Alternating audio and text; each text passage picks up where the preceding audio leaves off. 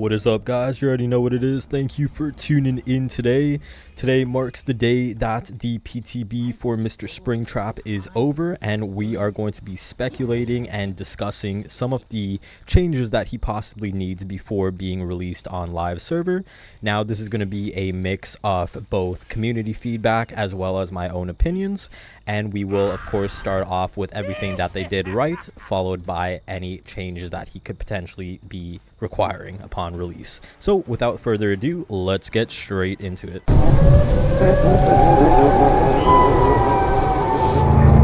So let's begin with this with the absolute banger of a momentum curve that they gave for his throwing axe. Thank goodness they did not fully rip off just a hunter's hatchet. I think even they knew that would be a stupid idea and a rather not well received idea from the community, but they gave this robot an absolute banger of a power to be able to throw his heavy ass axes over loops, which has never been seen in any other killer before. And you know that's what we like on this channel. We like killers with a high skill floor and a relatively low skill ceiling. We like that large margin for players to be able to get skillful at each killer. That's what gives this game its beauty. It's being able to play the game over and over and over, and every time it's something different. And if you're playing killer, if you're a killer main, every match you get better and better, and you learn little tweaks and little nudges that can make you better at the killer, and Springtrap is no exception. So the projectile angle of his actual fire axe, it is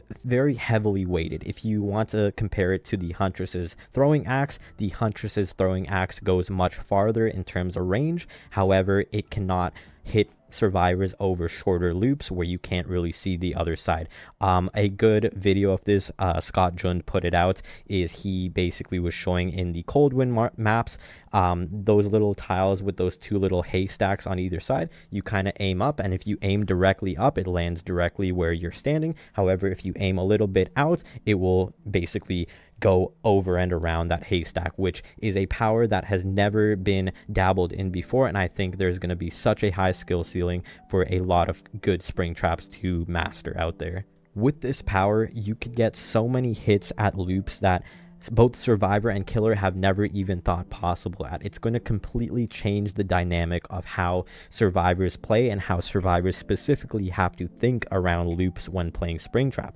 I could even imagine, I don't even know if this is possible, but imagine around Shack, you're standing at one corner where the door is, so not the pallet door, and you kind of throw it over to where the survivor is standing at the corner, because that's where they usually stand. Imagine if you could hit that. There's endless possibilities with this power, and I am so impressed with their idea and specifically their coding for this power. The axe works beautifully. It's kind of like it has like a 50-pound weight on the end of it, so it doesn't go far, but it does, it's kind of like a boomerang, honestly, and it's an absolute beautiful power. I love it. Now, we've already praised the thematics and aesthetics that they gave with this killer in terms of his character model, his sounds, his breaking actions, and all of that good stuff. But what we're also going to praise is the good actual power that they gave him. They gave this robot a good power. They gave him mobility, they gave him anti-loop, and they gave him some sort of slowdown or some side objective for the survivors to do via camera. And we can't forget to mention the absolute banger dynamic they made in the security doors, absolutely jump scaring the hell out of every survivor. You don't know which door he's coming through. You don't even know if he's coming through a door. You don't know if you're safe, and I love that in Dead by Daylight. You always want to have that unknown and uncertainty, because that is what truly gives anyone fear, is honestly uncertainty and suspense. I mean, look at the first Halloween movies. That movie was so slow, but it was so scary because there was a lot of uncertainty and there was a lot of suspense. Now, there definitely are some changes that need to be made to Springtrap from the PTB to live, and we're going to touch on that in this next segment. If you guys are enjoying this, please consider liking and or subscribing,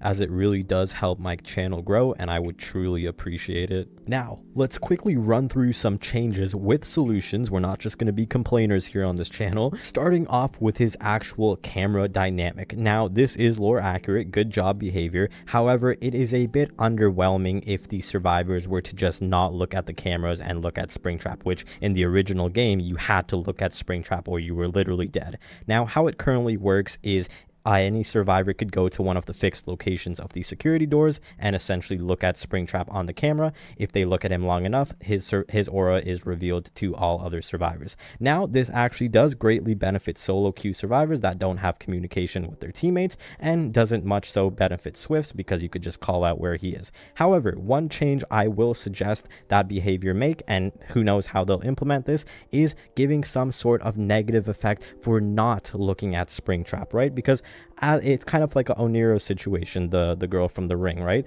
There was really no consequence to not having the tapes and moving them around to each TV, right?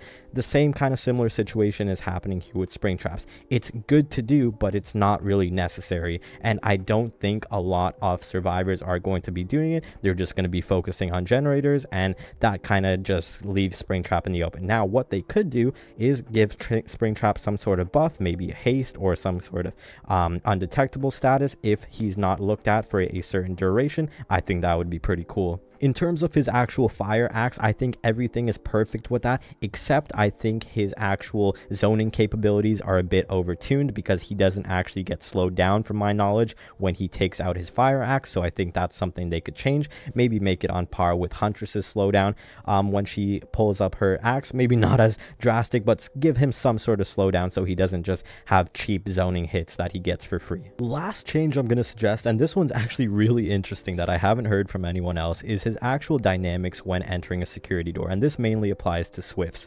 Now, Swifts could just call out, okay, Springtrap's not chasing me, be careful going through a security door, he might get you there. One thing that we could change to make that less of a problem is giving phantasm Springtraps in the actual security doors, so you don't know if it's actually Springtrap. You know, some sort of like hesitation for survivors to enter a security door, not knowing if it's actually him. Now, it won't fully counter the fact that survivors in a Swift could just call out if he's not chasing anyone, but it would at least give that kind of second guess for survivors entering a security door, because right now it's just like, okay, let's enter a security door, I see the little chase emblem on someone else. So changing up that dynamic, maybe giving him some sort of phantasm buddy or some sort of something that makes the survivor hesitate to go into the security door. I think that would be a good change. All right, guys, that is all I have for you today. I really hope you enjoyed my video. If you guys liked it, please consider liking and or subscribing, as it does help my channel, and I hope you have a great rest of your day.